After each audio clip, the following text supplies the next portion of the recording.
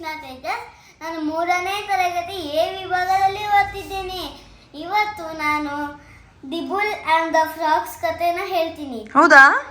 ಹೇಳಿ. ಒಂದು ಕೋಣ, ಆಮೇಲೆ ಕಪ್ಪೆಗಳು ಅಂತ ಅದ್ರ ಹೆಸರಾ ಕನ್ನಡದಲ್ಲಿ? It was a damp rainy day. ಅರ್ಥ ಹೇಳ್ತೀನಿ ಕನ್ನಡದಲ್ಲಿ. ಹೌದಾ? ಆವಾಗ ಒಂದಿನ ಒಂದು ಮಳೆ ದಿನ ಇತ್ತು. The pond was full of water. ಆ ಪಾಂಡ್ ಫುಲ್ಲು ನೀರಲ್ಲಿ ಇತ್ತಂತೆ. ನೀರಿನ ತುಂಬಿತ್ತು.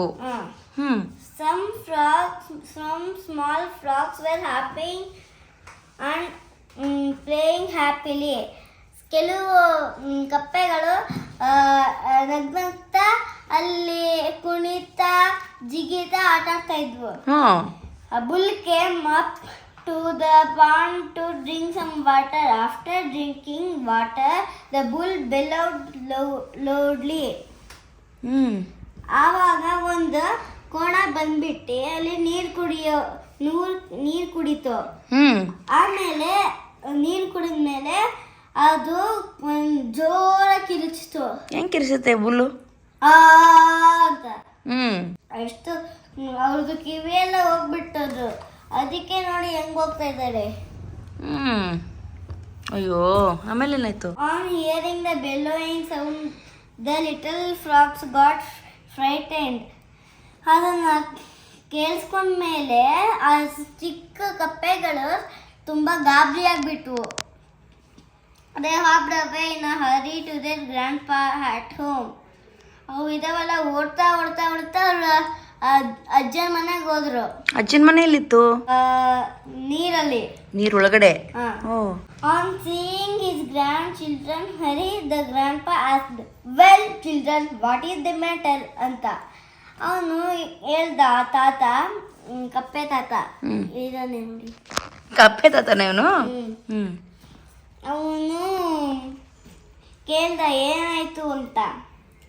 ಆಮೇಲೆ ಒಂದು ಚಿಕ್ಕದು ಇದು ಹೇಳ್ತು. ಮೊಮ್ಮಗು, ಚಿಕ್ಕ ಮೊಮ್ಮಗು ಏನ್ ಹೇಳ್ತು? One of the little fox crowed in a feeble voice, Grandpa, we saw a very big animal at the pond. He had a terrible loud voice. ಏನಂತ ಹೇಳ್ತು? ಸರಿ, ಫುಲ್ ಹೇಳ್ತೀನಿ. We were all frightened. ನಾವಿದೀವಲ್ಲ, ಅಲ್ಲಿ ಒಂದು ದೊಡ್ಡ ಇದು animal ನೋಡಿದ್ವಿ, ಅಂದರೆ ಪ್ರಾಣಿ ನೋಡಿದ್ವಿ ನಮ್ಮದು ಕೆರೆ ಹತ್ರ. ಅವಾಗ ಅದು ತುಂಬ ದೊಡ್ಡದಂದ್ರೆ ತುಂಬ ದೊಡ್ಡ ವಾಯ್ಸ್ ಇತ್ತು ಅದಕ್ಕೆ ಕಿರುಚಕ್ಕೆ. We were all frightened. ನಾವು ಗಾಬರಿ ಆಗ್ಬಿಟ್ವಿ ಅವಾಗ ಅಂತ. The grandpa frog spread his legs and puffed his cheeks and asked, was the animal as big as this? The answer came, he was much bigger. ಆ grand ಪಾ ಏನಲ್ಲ, ಹಿಂಗೆ ಹಿಡ್ಕೊಂಡ್ಬಿಟ್ಟು ಹಿಂಗೆ ಮಾಡಿಬಿಟ್ಟು ಇದು ಮತ್ತೆ ಮಾಡಿ ಇಲ್ಲಿ ತನಕ ಮಾಡ್ಕೊಂಡ, ಸ್ಟ್ರೆಚ್ ಮಾಡ್ಕೊಂಡ ಎಲ್ಲಾನು. ಏನ್ ಹೇಳ್ದ ಮಾಡ್ಕೊಂಡು? ಆಮೇಲೆ ಅದು ಇನ್ನೊಂದು ಅದು ಹೇಳ್ತು, ಇನ್ನೊಂದು ಆನ್ಸರ್ ಬಂತ ಬಾಯಿಂದ. He was much bigger. ಅವನು ಇನ್ನೂ ದಪ್ಪ ಇದ್ದ ಅಂತ. ದ ಗ್ರ್ಯಾಂಡ್ ಪಾಪಾ ಸ್ಟಿಲ್ ಮೋರ್ ಅಂಡ್ ಆಸ್ಕ್ಡ್. ಅವನು ಇನ್ನೂ ಮಾಡಿಬಿಟ್ಟು ಇಷ್ಟ ಆಯ್ತದು. ಕಾಲುಗಳು ಇಷ್ಟ ಆದವು, ಇಷ್ಟು ದೊಡ್ಡದು. ಕೈಗಳು ಇಲ್ಲಿಂದ ಇಲ್ಲಿ ತನಕ ಆದವು, ಮುಖಗಳು ಇಲ್ಲಿಗೆ ತನಕ ಆಯ್ತು. ಆಮೇಲೆ ಕೇಳ್ತು, ಹಿಂಗಿತ್ತ ಅಂತ. ವಾಸ್ ಇಟ್ ಸ್ಟಿಲ್ ಬಿಗರ್ ಅಂತ. The answer was much bigger, much bigger. ಅದು ಆನ್ಸರ್ ಇನ್ನೂ ದೊಡ್ಡದು ಅಂತ. ಯಾರು ಆನ್ಸರ್ ಮಾಡಿದ್ರು? ಅದು ಇದು ಈ ಕಪ್ಪೆ. Okay. The grandpa puffed and puffed until his lungs burst and he fell down. ಏನಂತ? ಅವನಿನ್ನು ಏನೋ ಕೂತ್ಕೊಂಡು ಇಷ್ಟು ಅವ್ರ ಮನೆ ತುಂಬಾ ಆಗೋಯ್ತು. ಒಂದ್ ಕೈಗೆ ಡಬ್ಬ ಅಂತ ಹೋಗಿ ಲಂಗ್ಸೆ ಫಡ್ ಅಂತ ಹೋಗ್ಬಿಡ್ತು. ಯಾಕೆ ಹಂಗ್ಯಾಕೆ ಮಾಡ್ತದು? ಯಾಕಂದ್ರೆ ಕೇಳಕ್ಕೆ ಈ ತರ ಮಾಡಕ್ಕೂ ಆಗಲ್ಲ ಯಾರಿಗೂ. ನಾನು ಅದ್ರಷ್ಟು ದಪ್ಪ ಆಗ್ತೀನಿ, ನನಗೇನೆ ದಪ್ಪ ಇತ್ತು ಅದು ಅಂತ ಕೇಳ್ತಾ ಇದ್ದು. ಅದು ಮೊಮ್ಮಕ್ಕಳು ಹೇಳಿದ್ರಲ್ಲ ದೊಡ್ಡ ಅನಿಮಲ್ ನೋಡಿದೆ ಅಂತ, ಅದಕ್ಕೆ ಇದು ಏನು ಮಾಡಕ್ ಹೋಗಿದೆ? ನಾನು ಮಾಡ್ಕೊಂಡು ಬಿದ್ದೆ ಹೋಗ್ಬಿಡ್ತು. ಓಕೆ ಸರಿ, ನಾ ಕಪ್ಪೆ ಮಾಡಿದ್ದು. ಮಾರಲ್ ಏನ್ ಗೊತ್ತಾ? Vanity is foolishness.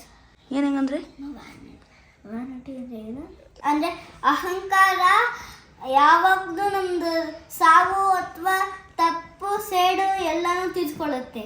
ಓಕೆ, ಅಹಂಕಾರ ಅನ್ನೋದು ಮೂರ್ಖತನ, ಫುಲಿಶ್ನೆಸ್ ಅಂದರೆ ಮೂರ್ಖತನ.